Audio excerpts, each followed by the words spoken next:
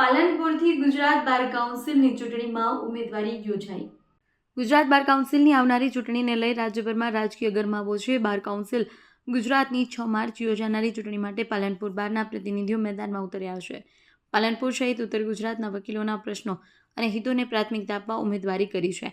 પાલનપુરમાંથી 3 પ્રતિનિધિઓએ ઉમેદવારી નોંધાવી છે।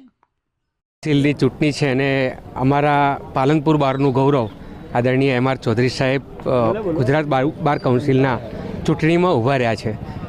તમામ વકીલ મિત્રો ખૂબ આ બાબતે આનંદ પણ છે અને સાથે સાથે એક એવું નેતૃત્વ અમને મળે કે જેનાથી મજબૂત રીતે અમારા જે પ્રશ્નો છે સરકાર સમક્ષથી માંડીને હાઈકોર્ટથી માંડીને ઘણા બધા પ્રશ્નો છે। પાલનપુર કોર્ટને ખસેડવાનો એક પણ પ્રશ્ન ચાલી રહ્યો છે। એટલે આવા બધા પ્રશ્નો માટે અમે ઈચ્છીએ છીએ કે એવું મજબૂત નેતૃત્વ અમારા અહીંથી બહારમાં જાય અને અમારી જે વકીલોની વાત છે એ બહાર સમક્ષ મૂકે। સાથે સાથે ઘણા બધા રાજ્યોમાં જુનિયર વકીલોને પણ સ્ટાઇપેન્ડ મળે છે।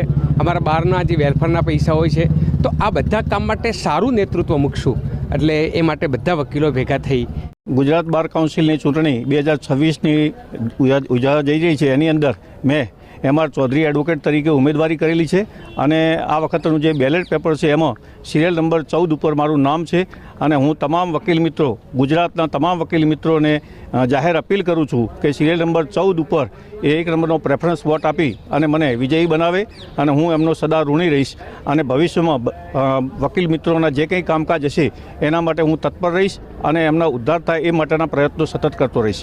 અચ્છા, આ પ્રતિષ્ઠાપદી ચૂંટણી થાય તો શું ઉદ્દેશ્ય છે તમારો? એમાં અમારા જે વકીલોનું હિત છે એની અંદર સાહેબ અર્નેસ્ટ કુમારનું જજમેન્ટ આવ્યા પછી વકીલાત લગભગ બંધ થઈ ગઈ છે એટલે અર્નેસ્ટ કુમારના જજમેન્ટને રિવ્યૂમાં લેવડાવવું, હમણાં લીગલ ડિફેન્સનું એક નવો યોજ્યું છે એને પણ એ આગળ કાર્યવાહી કરવી અને જે વળતર મળે છે એ વળતર બહુ ઓછું મળે છે તો એના માટેનો પણ અમારો પ્રયત્ન રહેશે।